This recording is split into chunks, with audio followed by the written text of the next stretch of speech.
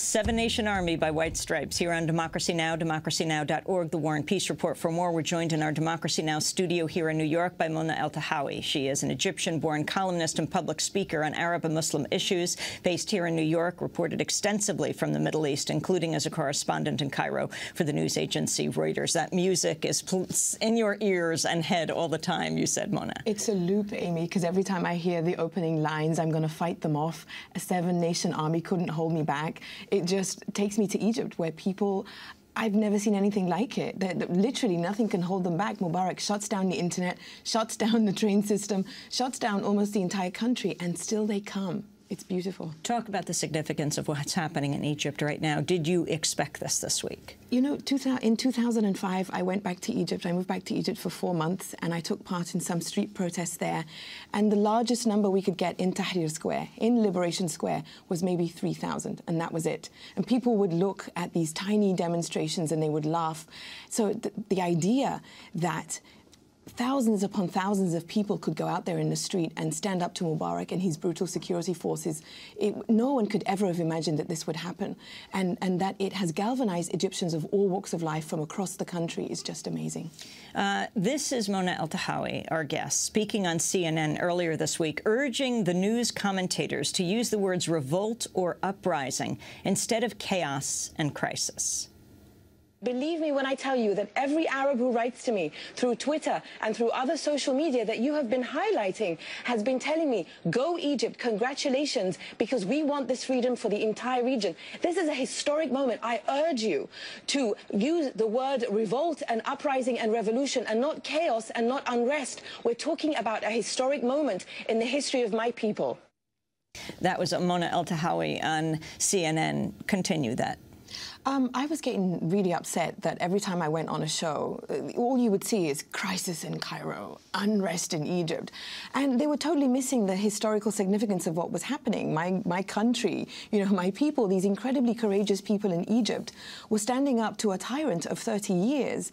And all they wanted to focus on was this looting that was clear at the time and now has been proven to be linked to the Mubarak regime. And all they wanted to ask was, are American citizens safe? And how are the artifacts in Egypt? And I said, look, everybody's safe. We all care about the artifacts, but can we please talk about Egyptians and what a historic moment this is? Human Rights Watch is talking about government-backed thugs and looters. Talking to Sharif and his family, I know how it's the families, it's the neighborhoods that are setting up neighborhood watch. They're patrolling their neighborhoods 24 hours a day.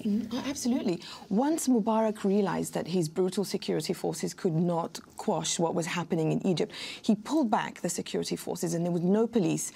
He opened the jails and allowed criminals to escape.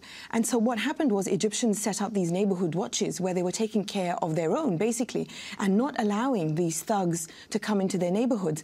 And at that time, the armed forces were sent into the streets of Cairo.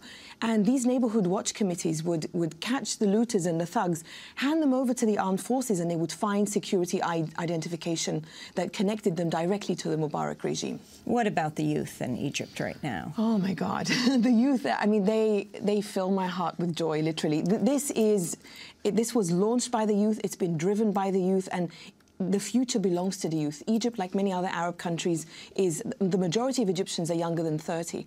And everything you see today was started by two groups of youth movements that launched invitations on Facebook. And at first people laughed at them. They said, you can't invite people to a revolution. Everyone's just going to click yes, you know, like, you know, and then that's it, you know, armchair activists or slacktivists, like they say.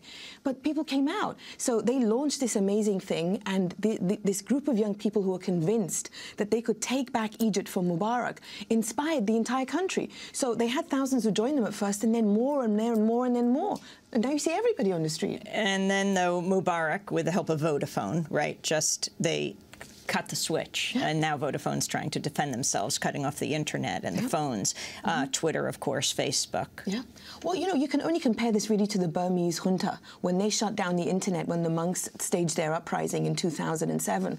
And at first, Mubarak shut down most of the internet. There was one ISDN line that they were using, which he shut down yesterday, and cell phones coming down and everything. And I've been seeing tweets where Egyptians who were really disappointed with their fellow Egyptians who worked for these mobile phone providers were saying, you're traitors, how can you do this? And then I know people who worked in these providers, and they would say, these are government orders. So, you know, just as Sharif was saying, Egyptians are learning. We've had civil society in Egypt for a long time, but Mubarak successfully, at every step, strangled it. But what we're seeing in Egypt now is this amazing national dialogue where people are saying, look, this is the time to take a stand. People are discussing actors, for example. Those who've gone on state television and said, we're with Mubarak, and people on Twitter are like, shame on you. And those who've gone out on the street and resigned, you know, we've had some really well-known anchors and news people who've just resigned jobs with state-run television and said, this is shameful, I cannot work with this regime anymore. This is a turning point for Egypt. Mona Eltahawy, you are the first Egyptian journalist to live and work for a Western news agency in Israel. Talk about how Israel is viewing this now. Well, you know, as an Egyptian, I know my country has had a very conflicted history with Israel. Egypt and Israel had 4 wars until Anwar Sadat signed a peace treaty with Menachem Begin at the White House in 1979. To be quite honest with you, Amy, no one is thinking right now in Egypt of Israel or America or anywhere else but Egypt. But I know that the Israeli government is looking at Egypt. And what I've heard from Benjamin Netanyahu, the Israeli prime minister, is that he's urging the world to support Mubarak, which is unconscionable. Because one of the points, Israel always reminds the world, and the United States reminds the world, that Israel is the only democracy in the Middle East. Well, here is a country that wants to be a democracy. Here is a mass uprising that wants to be democratic. Let's go to a clip of Israeli Prime Minister Benjamin Netanyahu. מה שיכול להתפתח, וזה כבר התפתח בכמה מדינות. What could develop, באיראן עצמה. and which has developed already in several countries, including Iran itself, repressive regimes of radical Islam, which certainly repress human rights and totally crush them, don't permit any democracy, any freedom, any rights. They also pose a terrible threat to the peace and stability, to the interests of all civilized people. That is the fear. The fear of all of us, my fear, and I think that is a fear that unites many others. That was Netanyahu. Mona Eltahawy. Well, I got to say, I've had several run-ins with Benjamin Netanyahu at various points in his administration. Several things come to mind, Amy. First of all, there is a significant group of ultra-conservative right-wing Jews in his government who pose their own threat to people around the world, especially in the Middle East. Second of all, he speaks of repressive regimes. What is the Mubarak regime but repressive?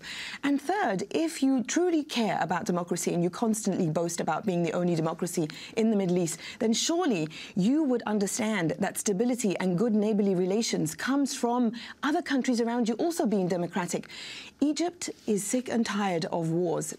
We had 4 wars in our past with Israel. Egyptians want to build their country. Egyptians don't want to destroy their country, and Egyptians are not interested in anyone else's country right now. We want a better Egypt, and we thought that the democracies around the world, like the US, like Israel, would actually say, we salute you. Now, I have Jewish friends who I see on Twitter who are left-wing and who want Egypt to be democratic, and they've held protests in Tel Aviv and other cities saying we support democracy in Egypt. This is the real democratic stand, not to be democratically elected and then tell Egyptians put up with repression.